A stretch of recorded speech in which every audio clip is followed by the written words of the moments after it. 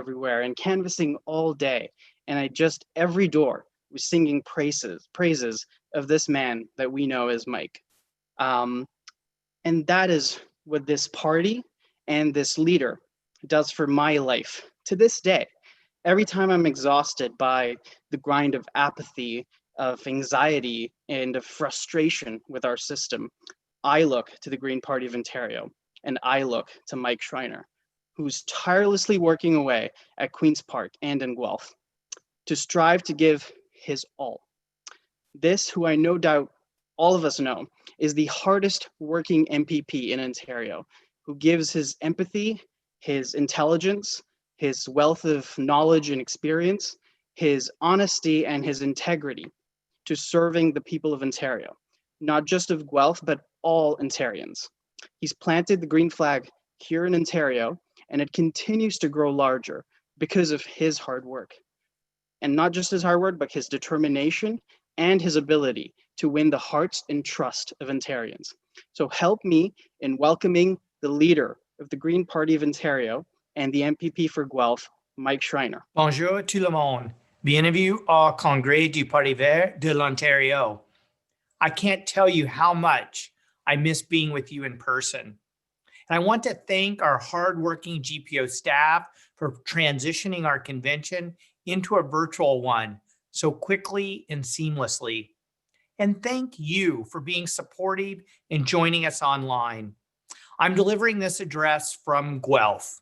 As a settler on this land, I want to express my gratitude and recognize that I'm on the traditional lands of the Anishinaabe, Haudenosaunee, and Adirondack peoples. Today, Guelph and Ontario is home to a number of Métis, Inuit, and First Nations people. The land where I live is the treaty lands of the Mississaugas of the Credit First Nation and is covered under Treaty 3, the Between the Lakes Purchase. I want to reaffirm our party's commitment to the truth and reconciliation process, and I commit to making decisions through the lens of how those decisions benefit the next 7 generations in my role as MPP and our role as stewards of this place. We've all been through so much in the past 8 months. COVID has affected all of us. It has reaffirmed our shared humanity and the power of caring communities. If you've lost someone to this virus, my heart goes out to you. If you are up late staring at your finances and wondering how you're going to keep a roof over your head or food on the table, I feel your anxiety. This pandemic is a collective experience gripping all of us, but it's also a unique experience that is playing out differently in each of our lives. I am reminded of this every day when I hear from essential frontline workers in long-term care and in hospitals, physically burned out and wondering if they'll get the pandemic pay promised them. I hear from people laid off from their job, wondering if they will ever find stable employment. I hear from people trying to access mental health services or find an affordable place to call home. I hear from people who are isolated and lonely, and from people overwhelmed trying to balance working from home, checking in on the grandparents, and homeschooling their kids. So whatever your challenges, stress, and anxiety, please know that you are not alone. And I hope that our virtual Green Party family can help you stay connected, stay balanced, and stay hopeful about the future. So much has been canceled in 2020, but our connection to each other has not. Our shared purpose to leave a livable planet and a just society for our children and grandchildren, nieces and nephews remains strong. I'm inspired by how fast we've mobilized to help the most vulnerable in our communities. I will never forget the call I received around 5 p.m. on a Friday from the COVID testing center, saying that we might have our first COVID positive person in Guelph's homeless population. I made a few quick calls to municipal officials and social service directors who assured me that help was on the way. And sure enough, by Sunday morning, they had solutions in place to house the homeless in ways that enabled physical distancing and self-quarantine. This is one of many examples of how quickly people, communities, businesses, and governments adjusted to our new reality. So many of us have risen to the occasion, and I thank you from the bottom of my heart. Merci tout le monde, vous avez tout fait une grande différence. The Green Party's efforts to do politics differently is needed now more than ever during this pandemic, especially as we've witnessed the devastating consequences of negative partisanship south of the border. I truly believe that people don't want to see parties taking politically motivated pot shots at each other. Disagreements on how we handle the pandemic are to be expected, but they need to be driven by our collective well-being, not by partisan political interest. I've tried to set a model for this at Queen's Park. I supported the premier when he closed non-essential workplaces to contain the spread of the virus. I have not stood in the way of bills to provide urgent relief for people and businesses, even when I felt they did not do enough. I actually took some heat from the official opposition for supporting an insufficient but essential commercial eviction ban that gave small businesses a chance to stay alive over the summer. Don't get me wrong, I have not been shy in voicing my frustration that the Ford government is failing to help people who are falling through the cracks. Whether it's those on disability benefits not getting the support they desperately need, or long-term care residents who deserve a minimum of 4 hours of care per day and a funding commitment to deliver it, or children who need safe schools with no more than 15 students per classroom, or tenants who need help paying the rent, or small business owners who need direct financial support, or municipalities who have been begging for help to keep their transit systems alive and to provide shelter so people aren't living in tents. I've worked hard to be a voice for those who need help and have always focused on constructive and pragmatic solutions. And I'm proud to say that the Ontario Greens have made their mark, even during these unprecedented times when all eyes are on those in power. In April, when community gardens were wrongly shut down, we spoke out and advocated for their safe reopening because growing local food will always be an essential service. And the premier listened. From the outset of this pandemic, I was worried that it was only going to be the Amazons and the Walmarts who would survive and that our downtowns would become ghost towns. So I started lobbying for a ban on commercial evictions so that cafes and barbershops and bookstores could survive this pandemic. And again, the premier listened. And very soon, I think we'll see the Green Party once again make a big impact in helping people during this pandemic with my bill to permanently remove sick notes for temporary illnesses. If this pandemic has taught us anything, it's that people should stay home and get better when they're feeling sick. My bill is about respect for workers, respect for doctors' time, and respect for public health. It's already passed second reading with all party support, and I'm optimistic that with your help, we can convince the government to work with me to get it past the finish line. Right now, it doesn't seem like there was a time before COVID, but we also did something pretty incredible this time last year. We passed the first ever green law in Ontario's history, a bill to make life a little easier for electric vehicle drivers. It was a small step, but I think it might have been the start of a U-turn for this premier in beginning to make on electric vehicles. One of the first things he did in power was cancel EV rebates and remove EV charging from the building code.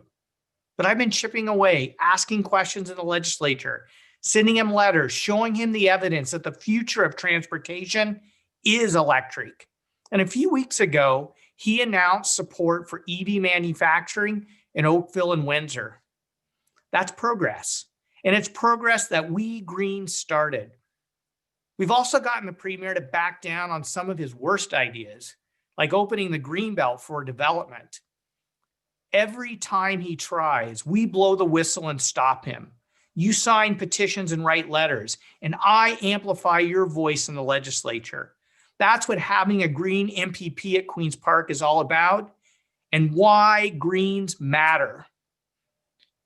This pandemic has been a wake-up call for society to look at what's working and what's not working. It's a chance to choose a new path, because the truth is, the old path was not sustainable.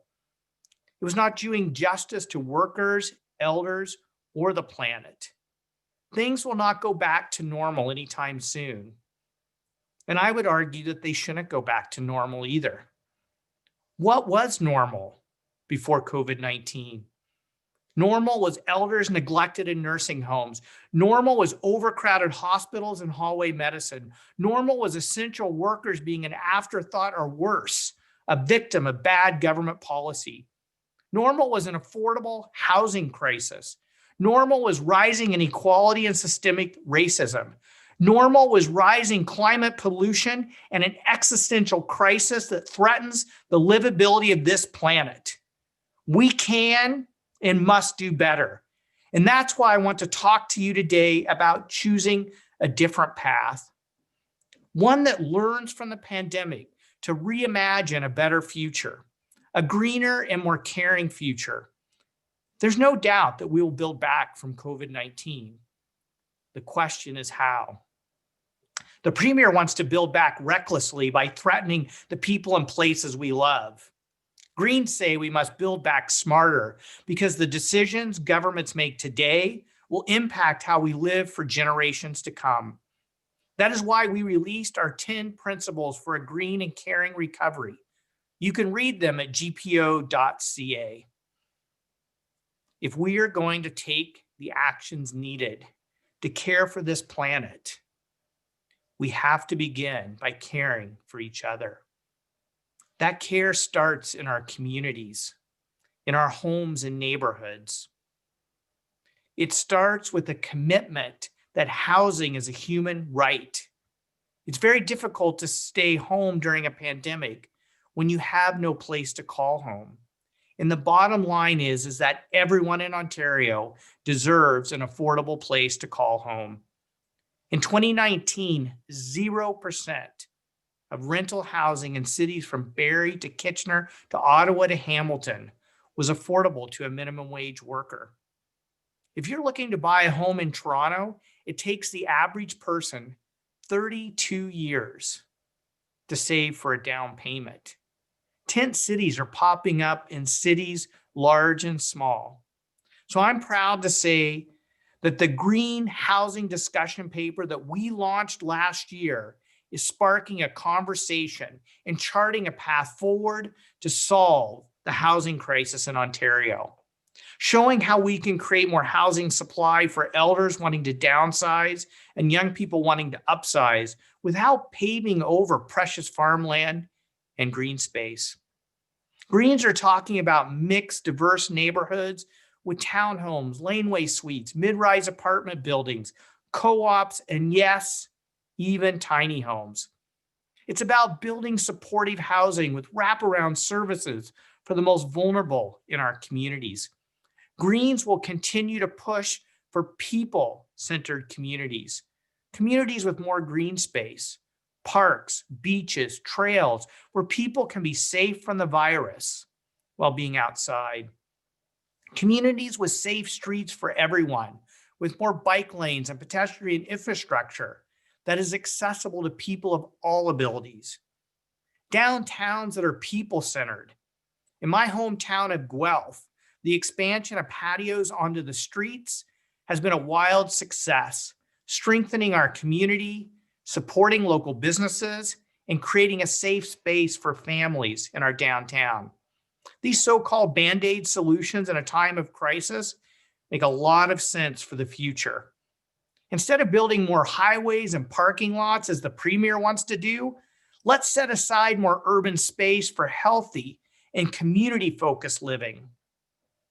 And while we focus on building affordable homes and more caring communities, we cannot ignore the last place you wanted to find yourself living during this pandemic, a long-term care home. The sector needs a complete overhaul to prioritize care over profits. Greens will continue to push the government to hire more staff, pay them better wages, and guarantee our loved ones have at least 4 hours of hands-on care every day. How we treat elders in their final years should be a source of pride, not shame. But this conversation needs to be about a lot more than just long-term care. It should be about giving elders the respect and dignity they deserve. We must help elders to age in place, to stay in their homes and communities, to live with others in co-housing and seniors co-ops. This isn't just about beds and nursing homes. It's about our responsibility, our moral obligation to our parents and grandparents, making sure they are never again forgotten or treated like an afterthought. It means increasing their quality of life and the quality of the food they eat. There is no reason that people in nursing homes, hospitals, or any other public institution should be forced to eat crap food that only worsens their health. There is no reason that 17% of children in Ontario are food insecure and trying to learn on an empty stomach.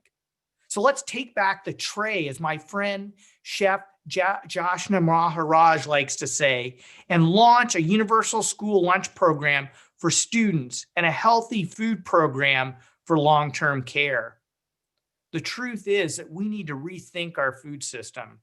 We need to do more to support local sustainable farmers, helping them get more Ontario fruits and vegetables in our stores and on our plates.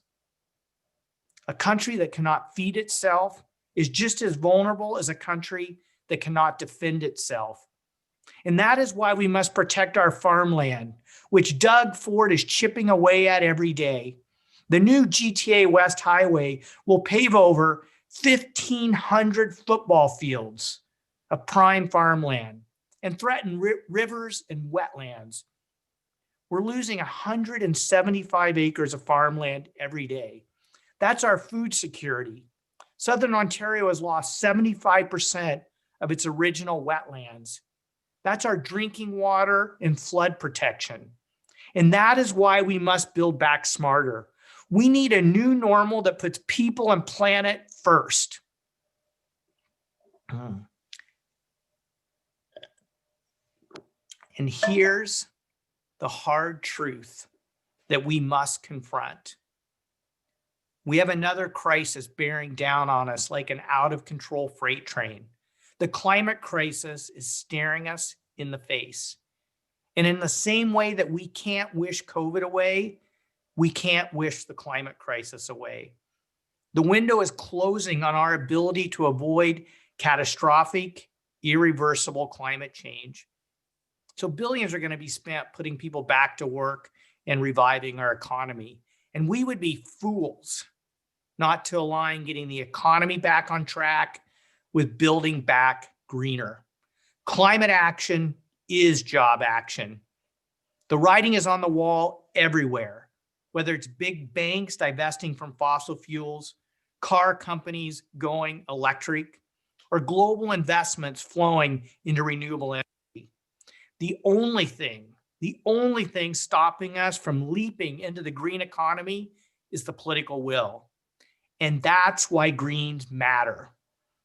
We are building the momentum for a green retrofit program to reduce climate pollution and energy bills, creating thousands of jobs and making our homes, apartments, and buildings healthier.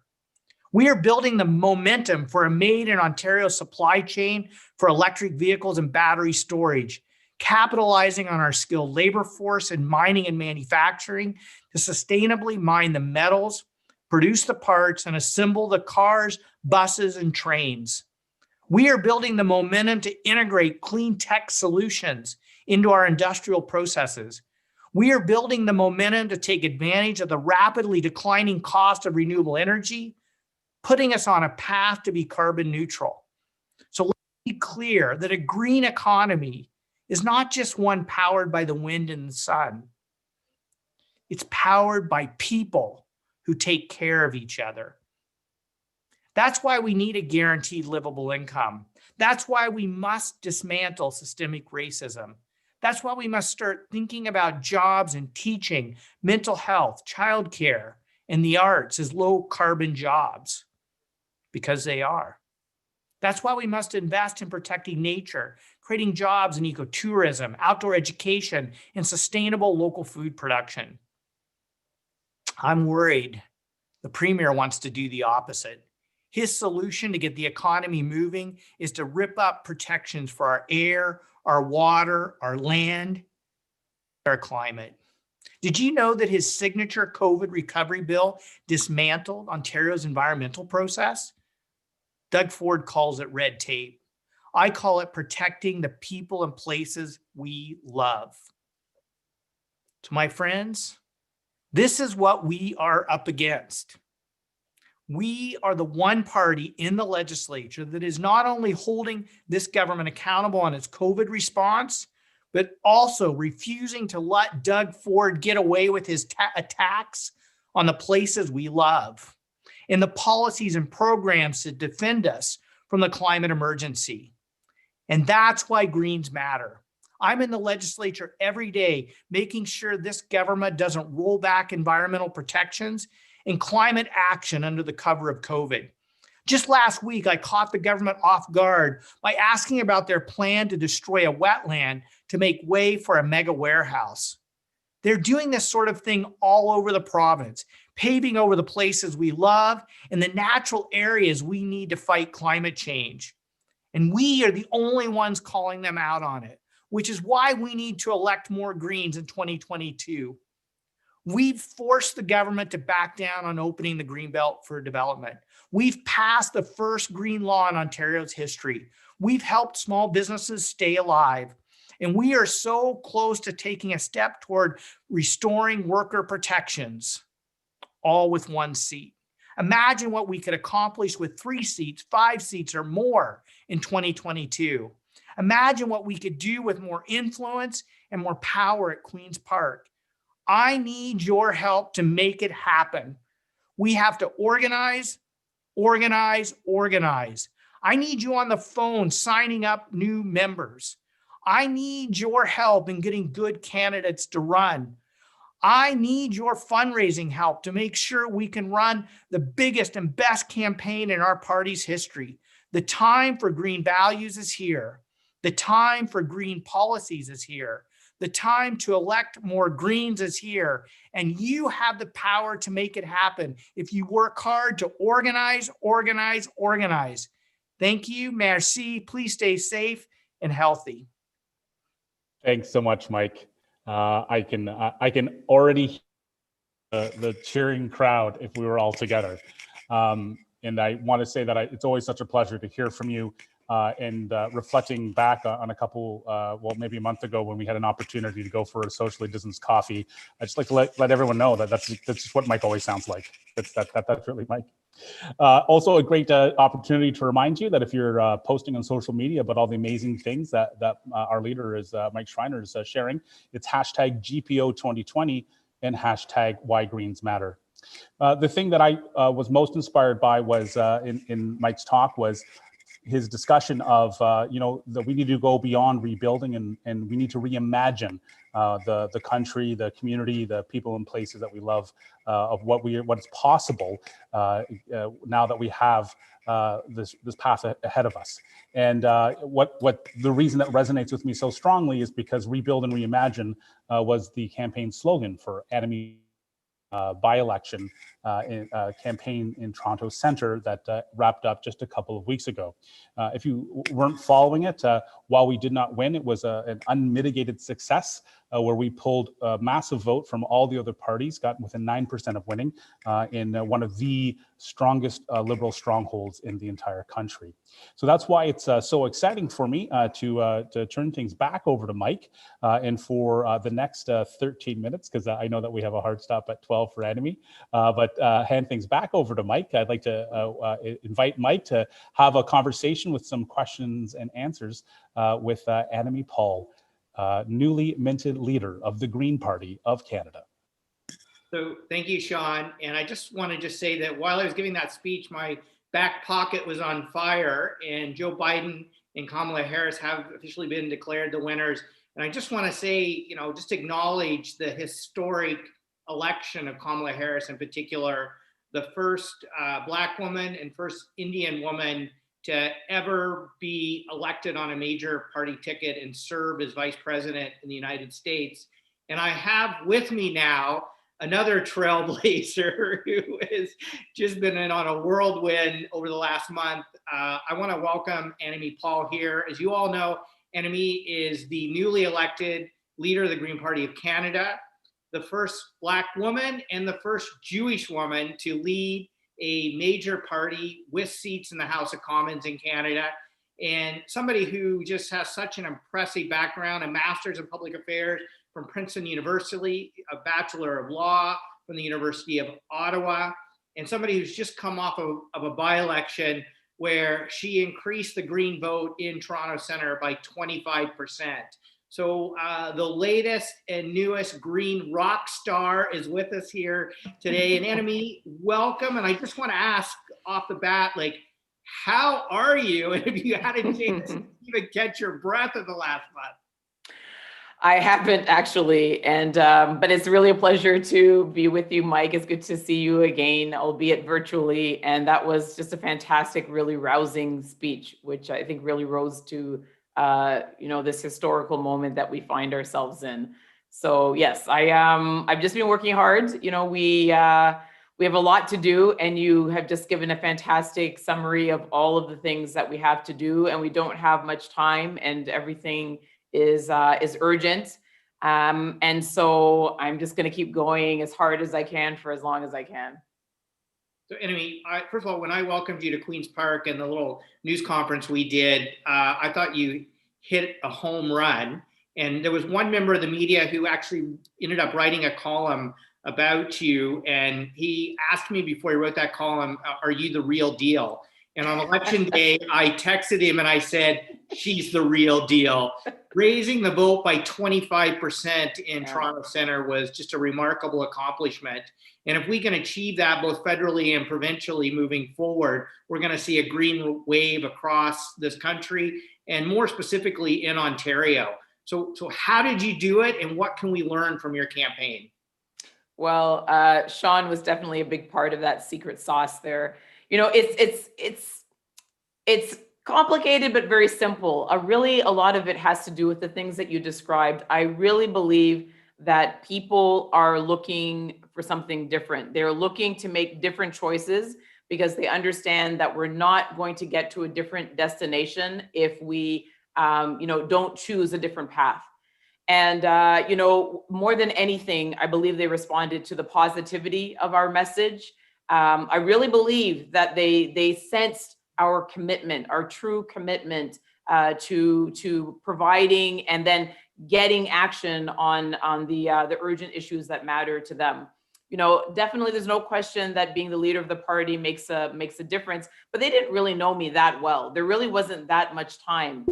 This was about them saying, we know there's a better way, or at least we want to believe that there's a better way, and we are willing to take a chance and do something that we have never done before, which is voting for the Green Party, And so that is very exciting because that's something that you can replicate. We can if we do a good job of letting people know all the things that you said, and if they really believe that we are the party to get real action on those things, then I really believe that they're ready to vote for us. And so that was a big part of it. And then all of the meat and potato things as well, or tofu and potato things as well.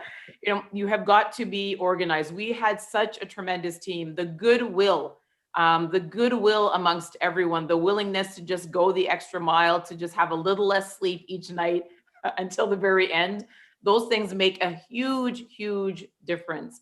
So you need to organize, you need to get out there in the community. And I agree with Sean that if we had a couple more weeks, some of the communities that we really have continued to, not so much struggle, but we haven't really connected with, particularly racialized communities. I really believe that with a little more time to do our work in those communities, that will make a big difference. But You know, I give all the credit to the people of Toronto Centre for taking that final step, Mike, that we need people to take in the next provincial election, in the next federal election, which is to do what their hearts and minds are telling them to do, which is to vote green, you know? Absolutely. I felt that doing calls for you. And I will have to say to everyone who made calls, thank you so much. It was so exciting to be making calls and be like 500 calls to go. And I do a call, and then 200 calls to go. And I do another call, 100 calls. Like, you're going through it so fast. So fast. Did a great job. Really did a great job. Yeah. So I'm just thinking moving forward, new leader, new opportunities. Where's the Green Party of Canada going with Annamie Paul as leader? Well, a big part of my plans, relate to Ontario. And one of the reasons that I decided to run, because I said to myself, win or lose, it will be really great to have one or more strong candidates running for the leadership of the party, because this is the hot spot, you know, and not in the COVID way, in the sense of this is the place where I believe that we have the most opportunities. It's the next logical big power base for the Green Party of Canada. And a lot of that has to do with you, Mike, and the work that the Green Party. We may have just had Annamie freeze there. Party of Ontario is doing. We're more organized. Did I freeze? You did. You're back. You're good now. Are we okay? Okay. Sorry, I don't know. My connection has all the bars. I don't know. I'm sorry about that. But yes, so where did I leave off? I was on a roll talking about, well, really, you know, we are more organized than ever in Ontario. We are more mobilized than ever in Ontario. There's no question that having the leader of the Green Party of Canada based in Ontario and having access to the media in Ontario is really, really important. I think that people feel excited. Our membership, both provincial and federal, feel really, really excited about the possibilities. And so, yes, this is to me the next major base of growth. And so I want to work with you and with all of the Green Party of Ontario members to build upon that, to capitalize on it. You and I hope we're going to do a lot of joint scrums together in the days to come. And yes, I want us to be as prepared as possible as we can be to fight the next provincial election. I see us as one Green family. So wherever we're needed, wherever we need to be deployed to support each other, we're going to do that. And there is no question that being an Ontario Green, and I am an Ontario Green, the Green Party of Ontario and your success is going to be a major priority for me. Well, I'm just looking so forward to the two of us being able to work together, because I've thoroughly enjoyed the time we've been able to work together, and it's just only going to get better as we move forward. So one of the things we're asking people in this convention is to share on social media is why Greens matter. And so how would you answer that question? I mean, you stole all my lines, Mike, so I don't know what I'm going to say that's new at this point. It's all going to be reinforcing the things that you said. You know, the Green Party, period. They'll say the Green Parties of Canada, the global green movement. You know, we are the home of the innovative, evidence-informed ideas. And when you combine that with a party that is fearless and daring about putting those ideas out there, about, you know, working to get them into the political mainstream, into the political discourse, that is exactly what is needed at this moment. You know, this is a time of that is going to require innovation. It's an unprecedented time, which means we're going to need to have unprecedented solutions, things that we've never thought of before. And if you've lost the habit of thinking outside of the box, you know, if you've lost the habit of putting those ideas out there or even developing them, then you're just not matched for these times. And the only party that I see that has that key combination of you know, a habit of developing those innovative ideas, and also the habit of being willing to be the first to put them out there. You know, when you have those two things together, and we do, then that is exactly what is needed at these times. And so the Green Party is needed, because if we are going to tackle the climate emergency, if we are going to complete our social safety net in all the ways that you described, then we are absolutely going to need a party provincially and federally that is going to do what's necessary to make sure that those ideas are developed and to make sure that those ideas get out there. And the bigger the voice we have, the more likely it is that those ideas get heard and get into law and then get to work on behalf of people. Yeah, I agree completely. So, I know it's a love fest. It's a love fest, Mike. Absolutely. I mean, I really just should have just said, I couldn't have said it better myself and just referred people back to your speech. But I mean, you just hit on so many of the things. And just imagine if we had Greens working for people federally and provincially. I mean, when you think of long-term care, and I can pick so many of the examples, that you raised, but just look at long-term care. If you had a federal government that was truly committed to making sure that every single long-term care resident could live in dignity and could be safe, and that we were going to address that urgent, I mean, that is a 3-alarm fire emergency that we're still in right now. And if you had a provincial partner that was also equally committed, I mean, this is something that could be addressed very quickly, right? And so having that willingness, and also, as you said, having that default that looks toward cooperation and collaboration and just getting good things done on behalf of people, it's an extraordinary thing. And I do truly believe that people want to see more of that. I mean, we're almost out of time. Yeah. So Darn just it. so people can get to know you a little better, Yep. I'm going to ask a few rapid fire personal questions in about a minute. And then Let's do it. Let's do it. Who's your personal hero? My mom, my grandma, my kids. You've spoken eloquently about all of them. Hobbies and interests that you have. There's no such thing for a politician, Mike. Let's not, I'm not going to mislead the good folks. Your favorite getaway in Ontario? Again, I don't even understand the question you're asking me. Let's say there was a time that I very much enjoyed the wine region in Ontario. I love the Niagara Escarpment. I love wine country. There was a time. Final question. The advice Elizabeth May gave you when she handed the torch over to you. Hang on for dear life. I'm hanging, Mike. I'm hanging. Hey, I can relate to that. And I just want to say it's just been such an honor and a pleasure to have you join us today. Your leadership has gotten off to such a tremendous start, and I'm looking forward to what the two of us can accomplish together. So thank you so much for joining us today and allowing GPO members, many of whom are GPC members, but allowing them to get to know you a little better. So thank you.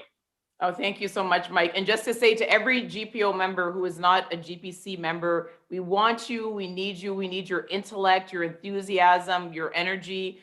We could be in an election at any point now. And of course, we're stronger together. So please reach out. You have a home with us. And thank you so much for everything you do every single day on behalf of people in Ontario. And really, when you do things on behalf of people here, there's spillover effects across the country and even beyond our borders. So thank you so much for everything you do. And thank you, Mike. Thank you for, giving me some energy for the rest of my meetings for today. That was a really rousing and beautiful speech that you gave. Thanks. Merci beaucoup. Au revoir. Au revoir tout le monde. All right. Well, mille merci.